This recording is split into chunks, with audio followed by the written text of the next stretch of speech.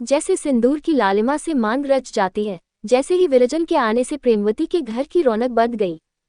सुवामा ने उसे ऐसे गुण सिखाए थे कि जिसने उसे देखा मोह गया। यहाँ तक कि सेवती की सहेली रानी को भी प्रेमवती के सम्मुख स्वीकार करना पड़ा कि तुम्हारी छोटी बहू ने हम सबों का रंग फीका कर दिया। सेवती उससे दिन दिन भर बातें करती और उसका जी न उगता। उसे अपने गाने पर अभिमान था, पर इस क्षेत्र में भी विरजन बाजी ले गई। अब कमलाचरण के मित्रों ने आग्रह करना शुरू किया कि भाई, नई दुल्हन घर में लाए हो, कुछ मित्रों की भी फिक्र करो। सुनते हैं परम सुंदरी पाए हो।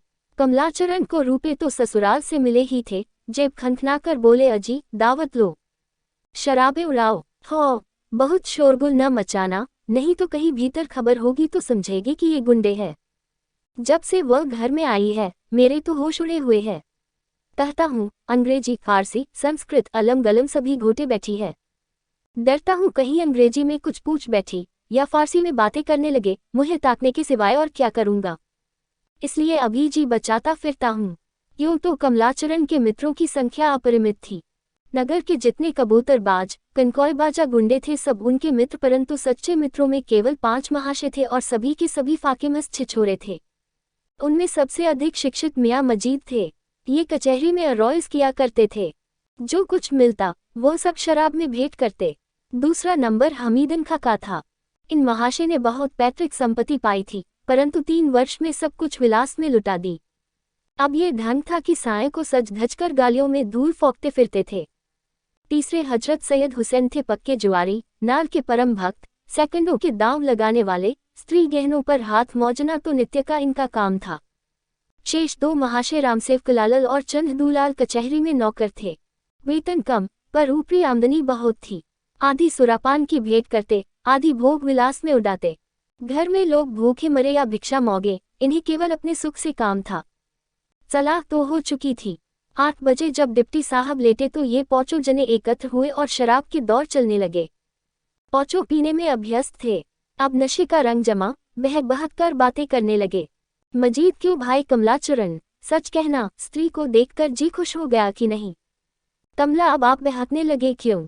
रामसेवक बतला क्यों नहीं देते, इसमें छिपने की कौन सी बात है? कमला, बतला क्या अपना सिर दूं, कभी सामने जाने का संयोग भी तो हुआ हो। कल किवाड़ की दरार से एक बार देख लिया था, अभी तक चित्र आंखों पर फिर रहा है। चंदूलाल मित्र, तुम बड़े भाग्यवान हो। कमला ऐसा व्याकुल हुआ कि गिरते गिरते बचा। बस परी समझ लो। मजीद, तो भाई ये दोस्ती किस दिन काम आएगी? एक नज़र हमें भी दिखाऊं। सैयद, बेशक दोस्ती के यही मानी है कि आपस में कोई पर्दा न रहे। चंदूलाल, दोस्ती में क्या पर्दा? अंग्रेजों को देखो, बीबी डोली से उतरी नहीं कि यार दोस्त हाथ मिलाने लगे। रामसेवक, मुझे तो बिना देखे चैन न आएगा। कमला, एक धप लगाकर जीभ काट ली जाएगी, समझे? रामसेवक, कोई चिंता नहीं, औखें तो देखने को रहेंगी। मजीद भाई, कमलाचरण, बुरा मानने की बात नहीं, अब इस वक्त तुम्हारा फर्ज है कि दोस्तों की फरमाइश पूरी करो। कमला, अरे तो मैं नहीं कब करता हूँ। चंदूलाल, वाह मेरे शेर, ये ही मर्दों की सी बातें हैं।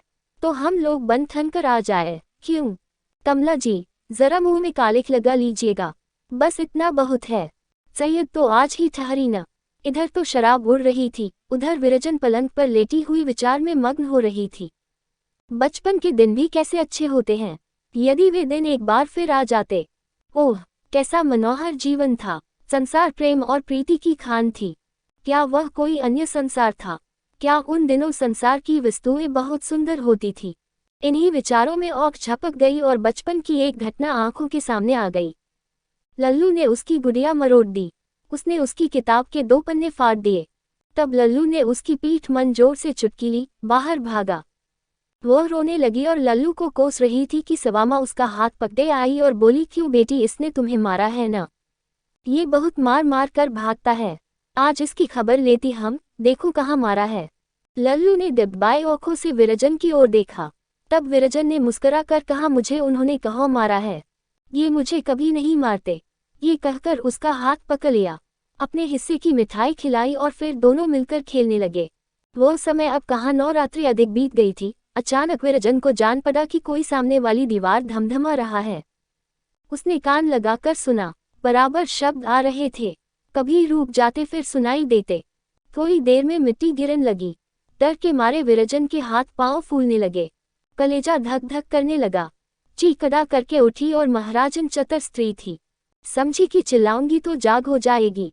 उसने सुन रखा था कि चोर पहले सेब में पांव डालकर देखते हैं तब आप घुसते हैं।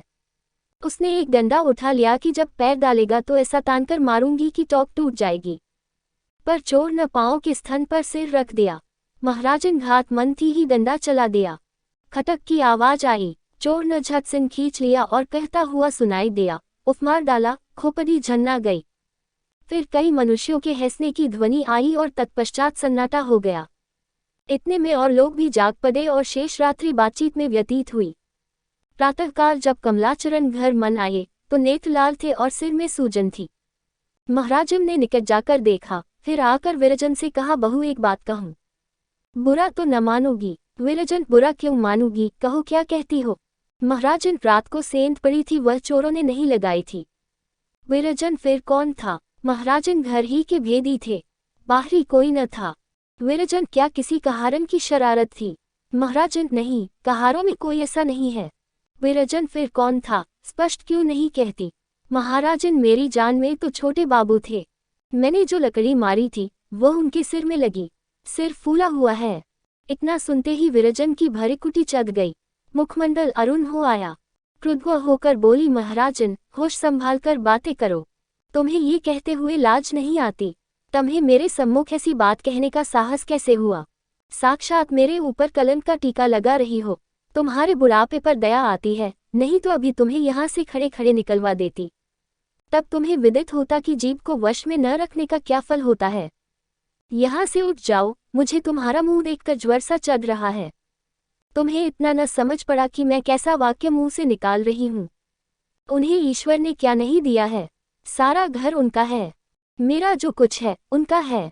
मैं स्वयं उनकी चेरी हूँ। उनके संबंध में तुम ऐसी बात कह बैठी। परंतु जिस बात पर विरजन इतनी क्रुद्ध हुई, उसी बात पर घर के और लोगों को विश्वास हो गया। डिप्टी साहब के कान में भी बात पहुंची। वे कमलाचरण को उससे अधिक दुष्ट प्रकृति समझते थे जितना वह था।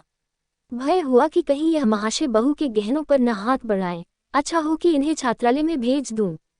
कमलाचरण ने यह उपाय सुना तो बहुत छटपटाया, पर कुछ सोचकर छात्रालय चला गया।